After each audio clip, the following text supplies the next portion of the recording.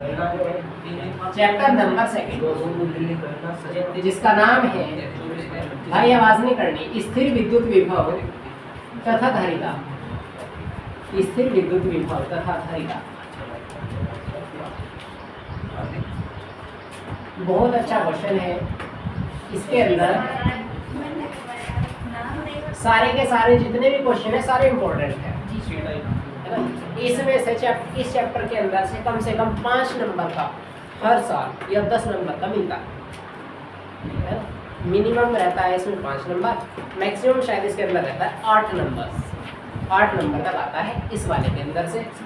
ये एनसीईआरटी का चैप्टर है, चैप्टर नंबर 2। अगर साइड बुक की बात करें तो इसके अंदर 2 चैप्टर मिक्स है, एक तो स्थिर विद्युत विभव और एक है विद्युत धारिता। 2 चैप्टर मिक्स। अब देखो आप सर वीडियो में मजा नहीं आ रहा, सब नीचे करवा दो थोड़ा सा करके आ जा थोड़ा सा। तो ये भी सही लेवल इसमें। अब देखना भाई, आप अगर ध्यान से देखना, विभव पढ़ने से पहले आप थोड़ा सा इसका बेसिक पढ़े तो ज्यादा अच्छा है।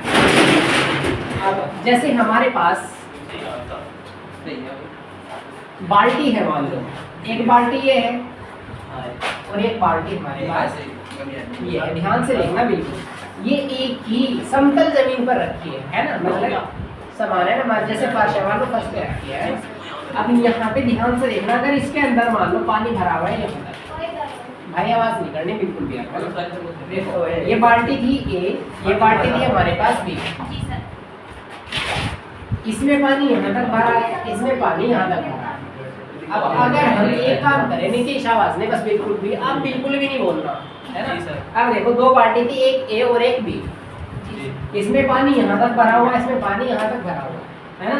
अगर मैं इसको एक काम करूँ, यहाँ से एक पाइप की मदद से जोड़ दूँ तो क्या होगा? इसका जो पानी है ना, इसका पानी इसमें आएगा ना, और कब तक आएगा? जब तक बराबर ना हो जाए, है ना। ऐसे ही तो होगा। इसी तरह से, हाँ पहले भी बताया था, है ना। इसी तरह से अगर हमारे पास 2 जैसे बैटरीज है ना, बैटरी बोलते हैं, देखी होगी ना बैटरी, है ना। अगर हमारे पास बैटरी है कोई, है ना, एक बैटरी तो ऐसे है जिसके अंदर करंट है ना। एक बैटरी मान लो हमारे पास ए है, एक बैटरी हमारे पास बी है। इसके अंदर करंट है, मतलब इसके अंदर आवेश है, इसके अंदर आवेश नहीं है। या आप ऐसे कह सकते हो कि प्लस माइनस समान है ना। तो इसके अंदर अब एक चीज बताओ आप मुझे, अगर इसके अंदर मान लो 1000 इलेक्ट्रॉन है या 1000 प्रोटॉन है, इसके अंदर एक भी नहीं है, और हम इन दोनों बैटरीज को आपस में जोड़ दे, प्लस वाला प्लस से जोड़ दे, माइनस वाला माइनस से जोड़ दे, तो क्या होगा? मैंने कहा इसके अंदर बिल्कुल भी ये बैटरी बिल्कुल चार्ज नहीं है और ये बैटरी चार्ज है। तो जब इन दोनों को आपस में जोड़ देंगे तो जोड़ने के बाद क्या होगा? इसका करंट इसके अंदर जाएगा ना, है ना। और कब तक जाएगा? जब तक दोनों का बराबर नहीं हो जाएगा। बस कंडीशन क्या होनी चाहिए कि बैटरी भी बराबर होनी चाहिए, है ना। जैसे बर्तन बराबर थे, है ना, या फिर जैसे बर्तन का तल बराबर था, है ना, ऐसे ही तो था, है ना। इसी तरह से जो बैटरीज है उनका करंट भी क्या हो जाएगा? आपस में अलग अलग दोनों बैटरीज पर आधा हो जाएगा, है ना। अब जैसे यहाँ से एक चीज और ध्यान रखनी है आपको, जैसे यहाँ पे जो पानी है और यहाँ पे जो पानी है ना। एक चीज पढ़ी थी आपने 11वीं क्लास में, प्रेशर, दाब, है ना। इसमें कौन सी बाल्टी में प्रेशर ज्यादा है और कौन सी में कम है, ये बताओ आप।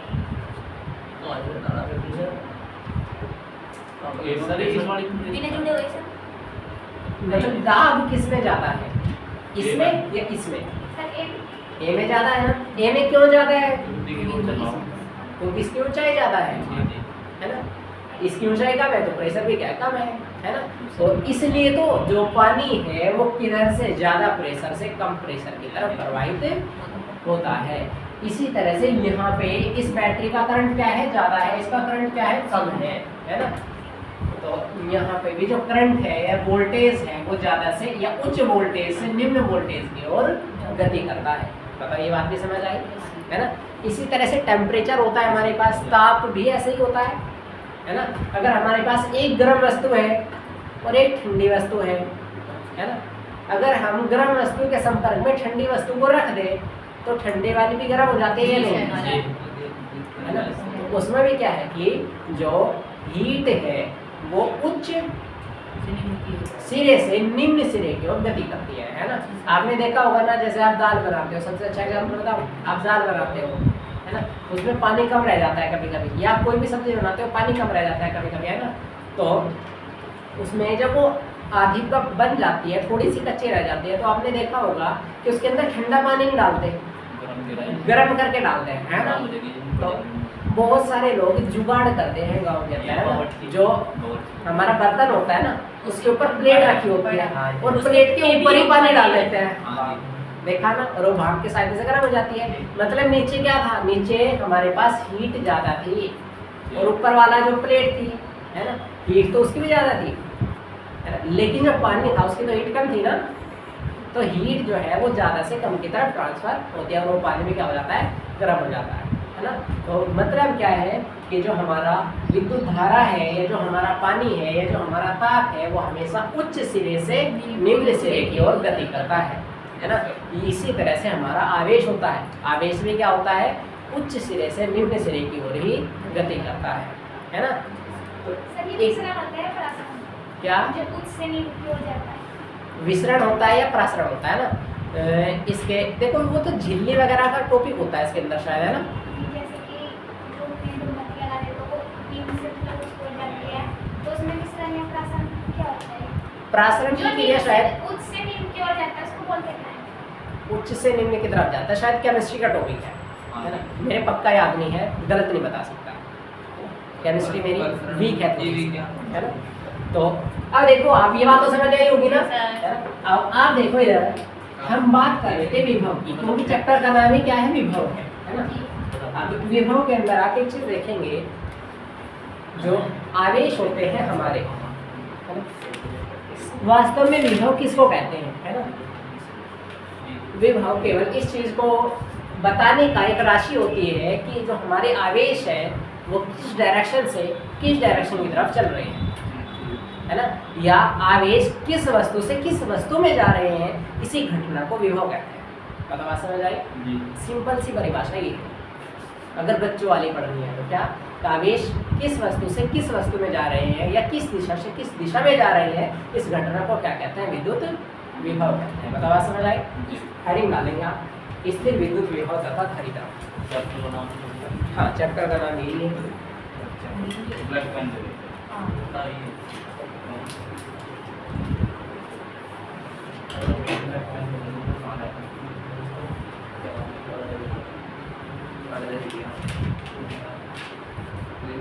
हेडिंग डालेंगे विद्युत विभव।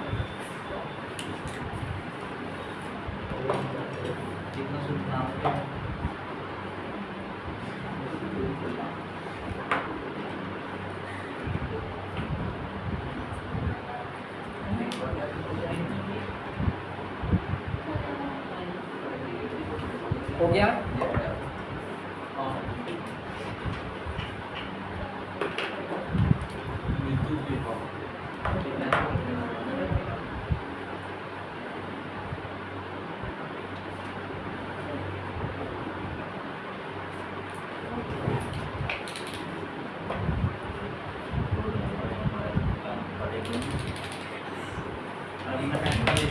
लिखेंगे भाई जल्दी से इसके अंदर विद्युत विभव, हेडिंग डालो विद्युत विभव, लिखो विद्युत विभव।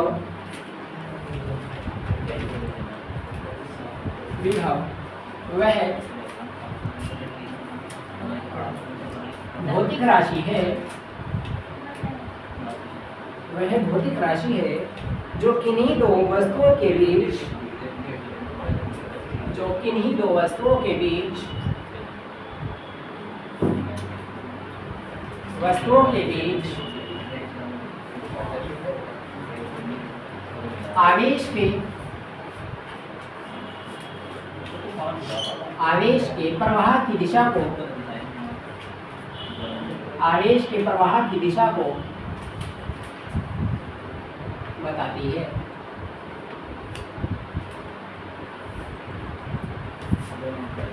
प्रवाह की दिशा को बताती है। अथवा, एक होता है बथवा, सही तो ये नहीं लिखना, साफ ये ही है हाँ, बाकी वाला होता है लाया कोई तोड़ के बथवा। ये कहती गई तरह पहला करा दी जुगाड़ वाली मैंने सुना जी लंबे लगे कि ये बेचे कर रहे थे दुकान में और बताते थे तोड़ के, खेत में खड़े रहते थे वैसे ही। मैं भी गया 2-4 बार। मजी बाजी बस हो गया। देखो आगे देखो, इसकी मेन परिभाषा लिखेंगे आती है तो बच्चों वाली था जिसको फर्स्ट सेकंड क्लास के बच्चे पढ़ते हैं वो वाली है ना। अब अगर हमारे पास ध्यान से देखना, इस पर नंबर एक आवेश है हमारे, नहीं इस पे नंबर नहीं मिलेंगे। अगर हमारे पास एक बिंदु है ए, अगर इस ए बिंदु पर हमें, और एक बिंदु है हमारे पास यहाँ पे कोई बिंदु है बी, जो बिंदु भी कहाँ पर रखा, अनंत दूरी पर। अनंत दूरी का मतलब बहुत ज़्यादा दूर रखा है ना। एक बिंदु ए है, एक बिंदु बी है जो बिंदु ए से बहुत ज़्यादा दूरी पर स्थित है। और मान लो यहाँ पर आवेश कितना है, इस पर क्यों आवेश रखा है, कहाँ पर, बिंदु बी पर। अब अगर हम ध्यान से देखें, अगर आप यहाँ से अगर मैं इस आवेश को इधर बिंदु ए तक अगर लेकर के आता हूँ तो कुछ ना कुछ कार्य इसको करना पड़ेगा या नहीं करना पड़ेगा, काम तो करना पड़ेगा है ना, क्योंकि आवेश चल के आ रहा है तो कार्य भी करना पड़ेगा है ना। अब यहाँ पे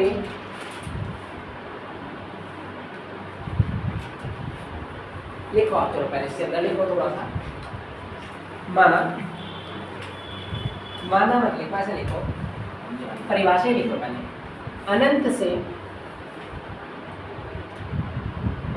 से एकांक कूलाम आवेश को, एकांक कूलाम आवेश को, एकांक का मतलब होता है एक कूलाम, एकांक कूलाम आवेश को एक निश्चित बिंदु तक,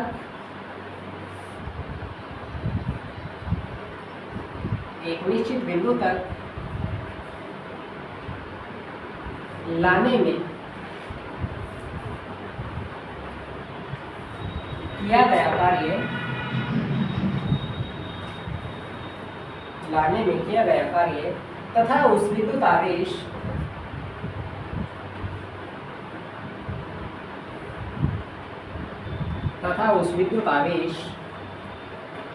की निष्पत्ति को, निष्पत्ति का मतलब क्या होता है, अनुपात, निष्पत्ति को विद्युत विभव कहते हैं। विद्युत विभव कहते हैं, इसे V से प्रदर्शित करते हैं, इसे V से प्रदर्शित करते हैं।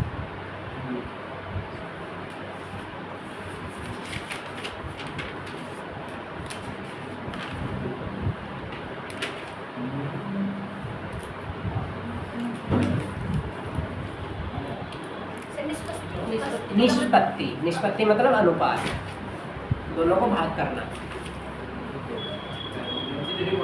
चित्र बना लो।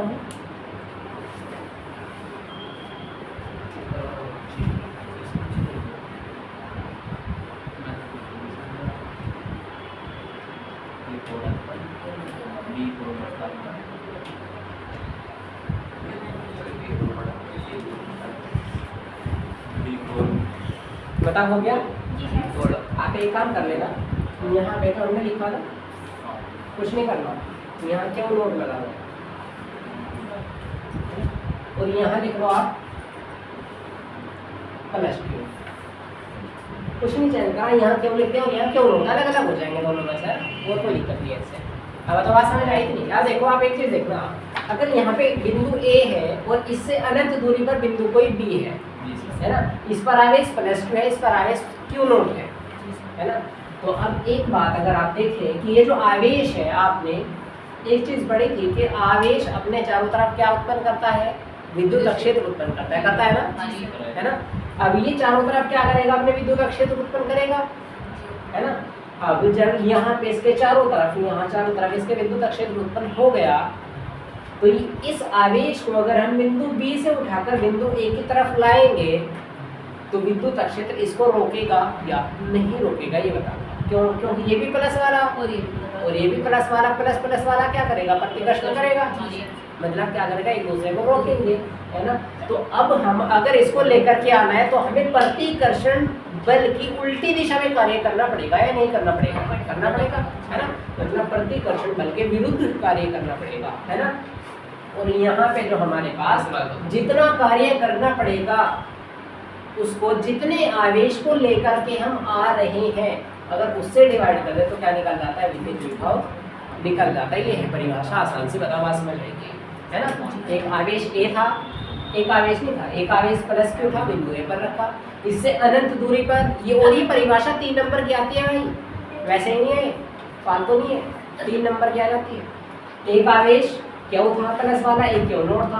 अब यहाँ पे बिंदु ए क्या करेगा? विद्युत क्षेत्र उत्पन्न करेगा, है ना। बिंदु बी से जो आवेश प्लस क्यू नोट है, जब उसको एक ही तरफ लाएंगे तो उसको प्रतिकर्षण बल के विपरीत दिशा में कार्य करना पड़ेगा। और जितना कार्य करना पड़ेगा और जितने आवेश को लेकर के आए हैं, इन दोनों का अनुपात ही क्या कहलाता है?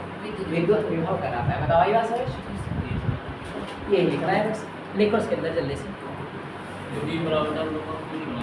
नहीं ये नहीं लिखना, ये बाद में लिखेंगे अभी।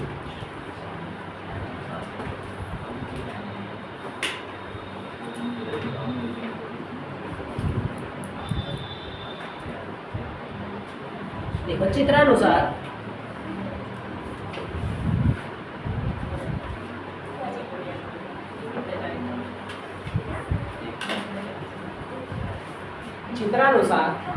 बिंदु ए पर, चित्रानुसार बिंदु ए पर प्लस क्यू आवेश रखा है, प्लस क्यू आवेश रखा है, जो या जो ये कोई चाहे जिसके लिख रहा है ना, जिसके आपकी मर्जी, जिसके चारों ओर विद्युत क्षेत्र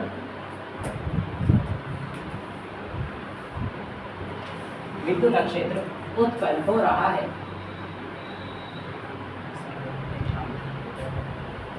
यदि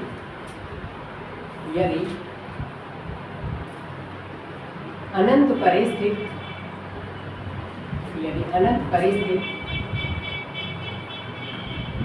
बिंदु बी, यदि अनंत परिस्थिति बिंदु बी पर स्थित आवेश प्लस क्यू नोट को बिंदु ए तक लाया जाता है तो प्लस क्यू नोट आवेश को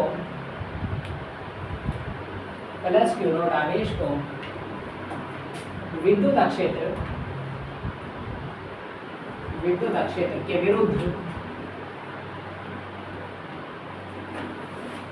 कार्य करना पड़ता है।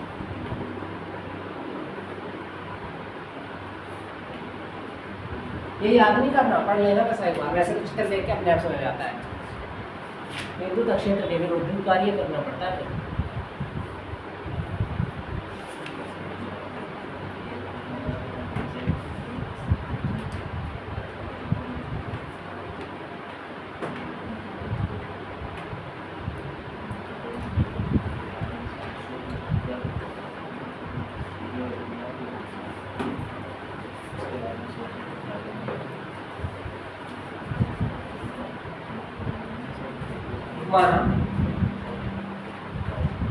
माना प्लस क्यू नोट आवेश को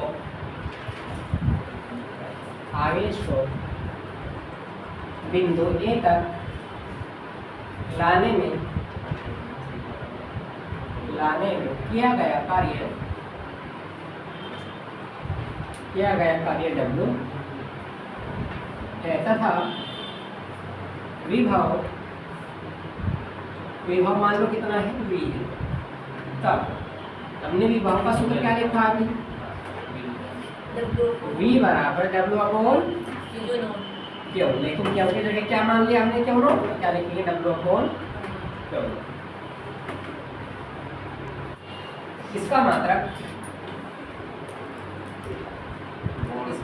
बताओ कितना होगा, इसका मात्रक जो, और इसका मात्रक गुलाम है ना, कितना आ जाएगा, 2 प्रति गुलाम होता है।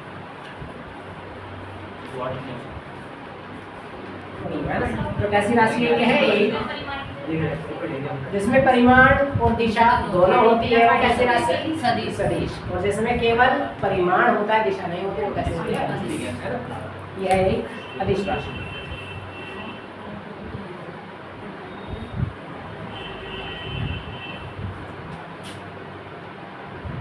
MKS प्रणाली में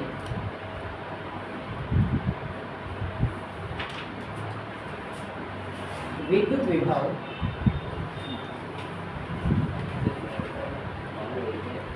का मात्रा, विद्युत विभव का मात्रा, अब ध्यान से देखना है, सूत्र क्या ध्यान से देखना है, V बराबर W अपॉन क्यों, W का सूत्र बता, कार्य बराबर बल गुना विस्थापन।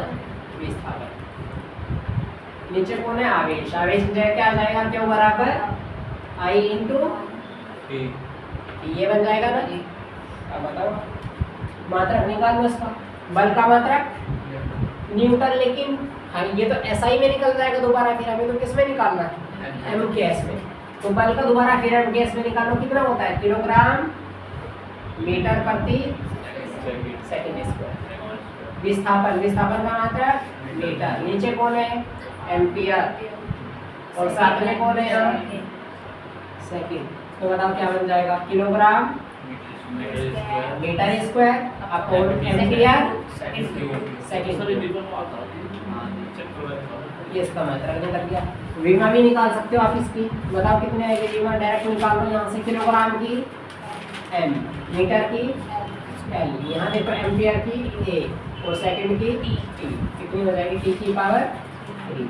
लगभग लगाना, नहीं तो एक में से आधा नंबर कटेगा, तो कितना आ जाएगा, ML2 T minus 3A minus 1, ये मात्रा उतारो जल्दी से।